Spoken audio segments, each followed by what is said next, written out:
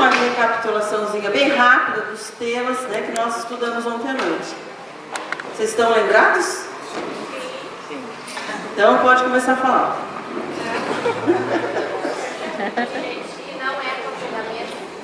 O que não é aconselhamento. O que é o aconselhamento? O que mais? Aconselhamento é assistir o indivíduo. Assistir o indivíduo de que forma?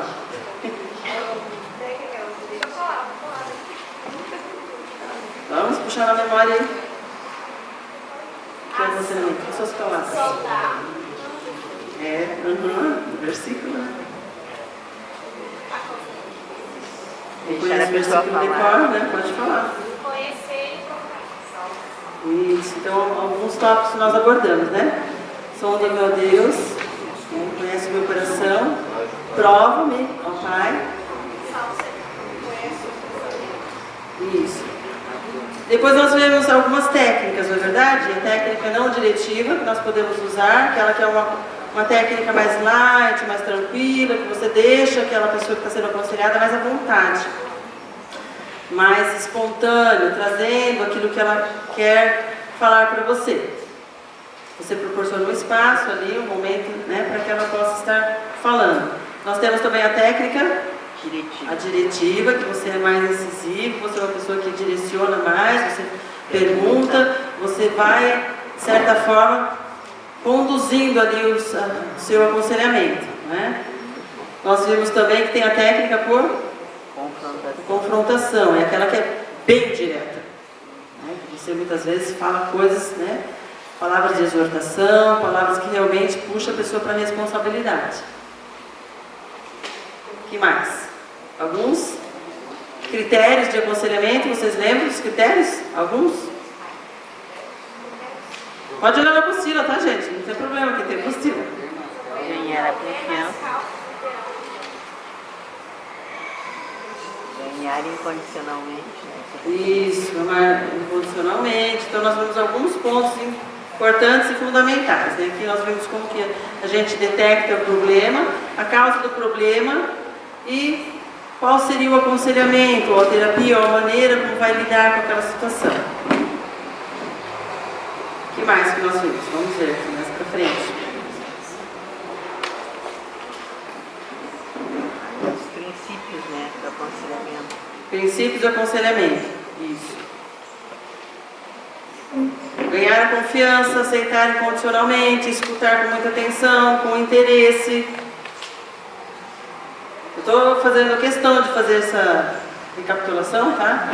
Porque, na verdade, eu sei que vocês já esqueceram muitas coisas, não é verdade? Não é bom vocês estarem retomando para a gente pegar o fio da meada. Refletir, responder, quando a pessoa fala alguma coisa, você tem uma postura, você coloca também de uma forma mais tranquila, mais suave. Formular perguntas, mas não tantas perguntas, como nós vimos. Apresentar alternativas. E, fundamentalmente, usar a Bíblia, a Palavra de Deus, para direcionar a pessoa. Né? Depois nós vimos uma técnica que pode ser usada, que seria a informação e direção. O que é informação e direção? Como que é a atuação do conselheiro? Como se fosse um professor, isso mesmo, um mestre, uma pessoa que está ensinando. Porque a função do conselheiro, muitas vezes, não é ensinar, né? Nós vimos. A outra maneira que nós podemos atuar como conselheiro, uma orientação preventiva. Como que nós podemos fazer essa orientação preventiva? Alguém pode falar? Vamos ligar esse ventilador aqui, por favor. Alguém pode, por favor, ligar esse ventilador? Orientação preventiva. Como que nós podemos atuar? Noivado.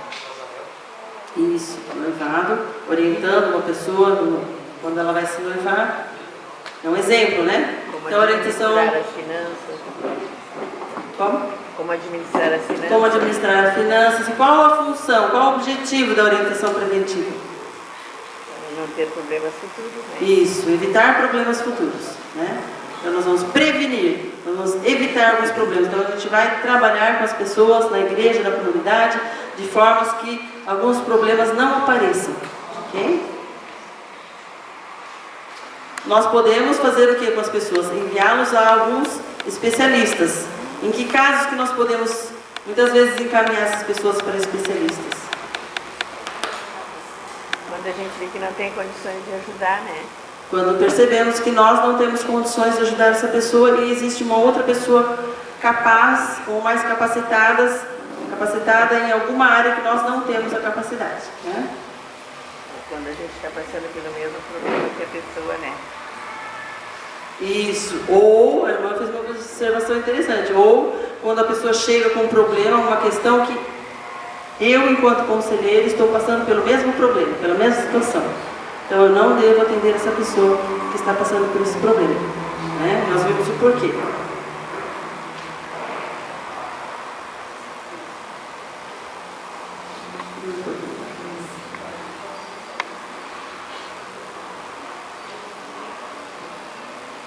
Nós vimos as questões éticas do conselheiro.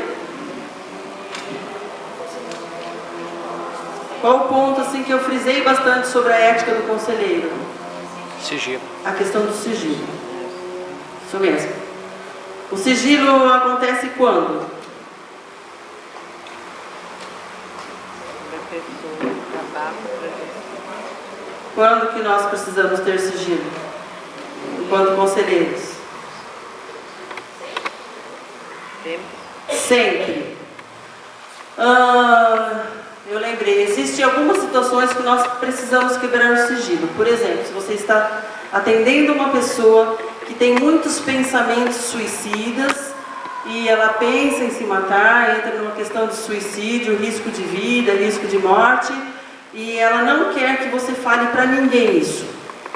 Você tenta conversar com essa pessoa, você tenta explicar a necessidade de estar compartilhando com a família sobre isso. Por quê? Você não pode correr o risco de você estar atendendo essa pessoa e de repente ela se suicidar.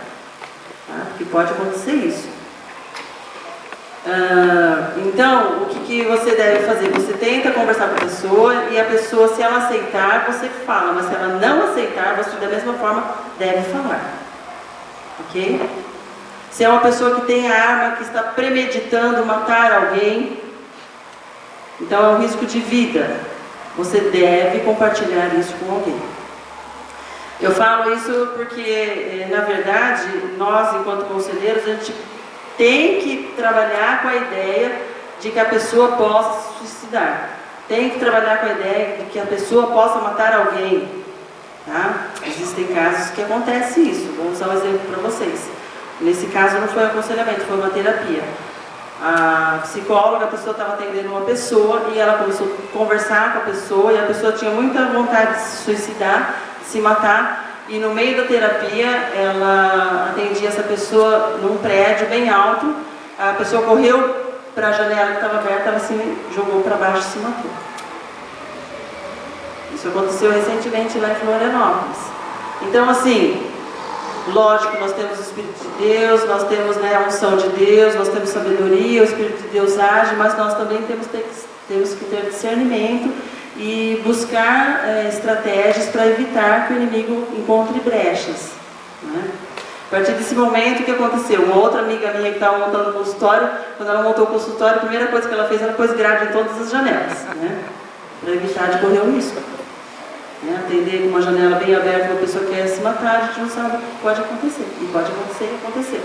Então, assim, nessas situações, o sigilo pode e deve ser quebrado, porque é uma proteção para a pessoa. Na verdade, ela precisa ser protegida, porque ela está muito fragilizada, então ela precisa de uma postura mais incisiva, mais diretiva e até uma quebra de sigilo.